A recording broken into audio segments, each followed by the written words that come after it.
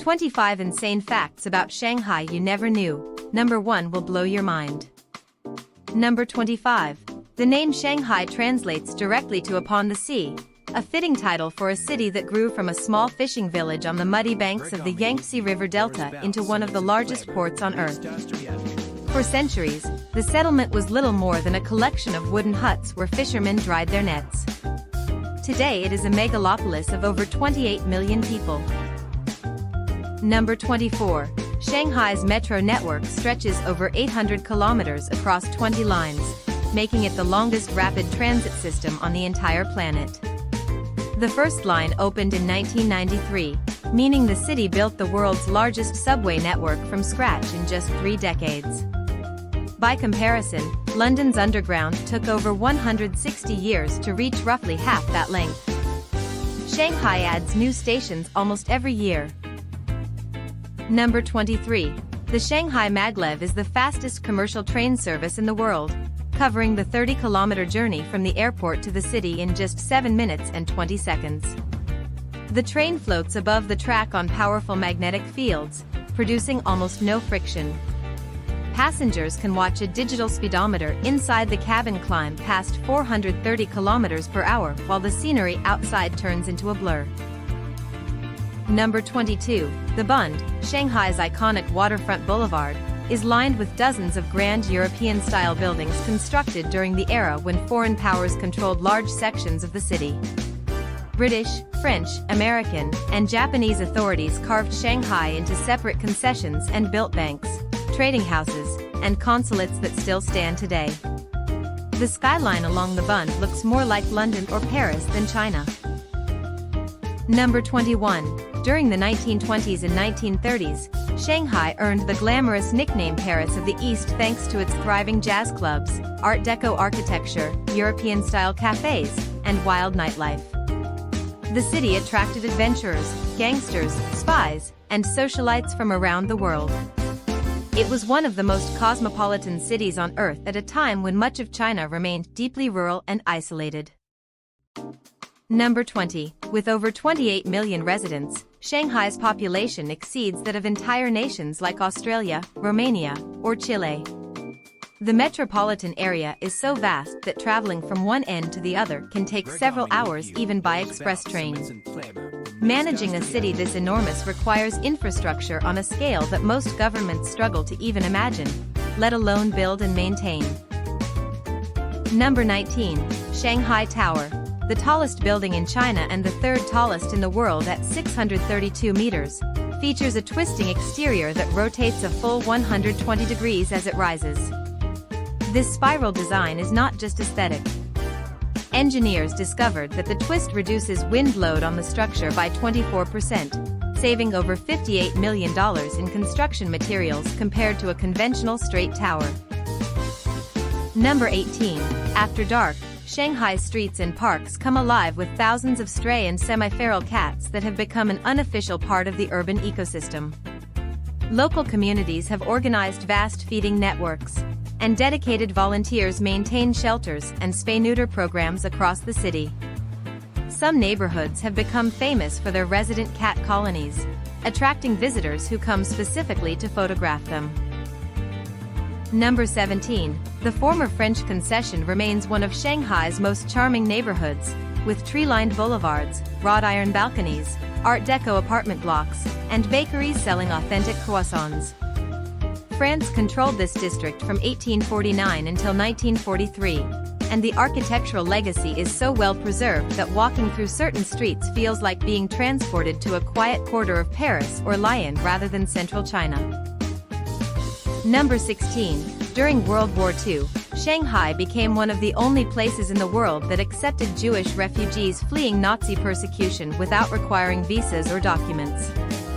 Roughly 20,000 European Jews found shelter in the Huangpu district, forming a vibrant community that survived the war intact. The Shanghai Jewish Refugees Museum still preserves their remarkable story of survival in one of the most unlikely sanctuaries imaginable. Number 15. The Pudong district, home to Shanghai's futuristic skyline of super-tall towers, was nothing but flat farmland and warehouses as recently as 1990. In just 3 decades, it transformed into one of the most dramatic cityscapes on the planet, with over 100 skyscrapers rising from what was essentially empty fields. No city in human history has ever built a skyline this dense this fast. Number 14. The world-famous xiaolongbao, or soup dumplings, originated in Nanxiang, a small town on the outskirts of Shanghai, in the late 1800s. Each dumpling contains a delicate pocket of rich, scalding hot broth sealed inside a thin wrapper. Eating them requires a specific technique to avoid burning your mouth, and debates over which Shanghai restaurant makes the best version can escalate to near religious intensity. Number 13. On the outskirts of Shanghai sits Thames Town, a bizarre replica of an English market town complete with Tudor-style houses, a Gothic church, cobblestone streets, red telephone booths, and a statue of Winston Churchill. The development was built in the mid-2000s as part of a plan to create satellite cities themed around different countries. It attracts crowds of couples taking wedding photos but has very few actual residents. Number 12. Shanghai Disneyland, which opened in 2016, contains the tallest and largest castle in any Disney park worldwide, the enchanted storybook castle standing at 60 meters. The park also features a Pirates of the Caribbean ride using technology so advanced that it was developed specifically for this location. The park attracted over 11 million visitors in its first year, exceeding Disney's own projections. Number 11. During the Cold War tensions of the 1960s and 1970s, Shanghai's residents were ordered to dig a vast network of underground bomb shelters beneath the city. Thousands of civilians participated in the construction, creating tunnels and chambers that stretch for miles beneath residential neighborhoods. Many of these bunkers have since been converted into underground shopping malls, restaurants, and even hotels. Number 10. The Huangpu River divides Shanghai into 2 visually opposite worlds. On the western bank sits the Bund, a row of century-old European colonial buildings representing old Shanghai. Directly across the water rises Pudong, a forest of glass and steel supertowers representing New China. Standing on either side and looking across the river is like staring through a portal between 2 entirely different eras of civilization. Number 9. During the 19th century, Shanghai was the epicenter of the global opium trade.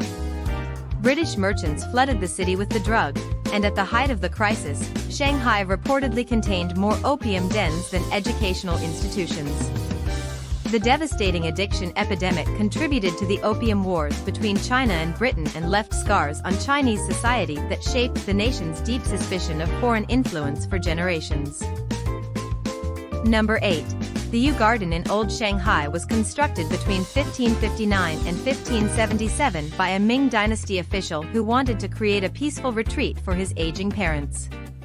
Every rock was carefully selected, every pond meticulously shaped, and every pavilion positioned according to classical Chinese garden philosophy. The garden survived wars, occupations, and revolutions and remains one of the finest examples of classical Chinese landscape design. Number 7. Shanghai has been sinking gradually for decades, and the problem is getting worse. The sheer weight of thousands of skyscrapers pressing down on the soft alluvial soil, combined with excessive groundwater extraction, has caused parts of the city to sink by over 2 meters since the 1920s.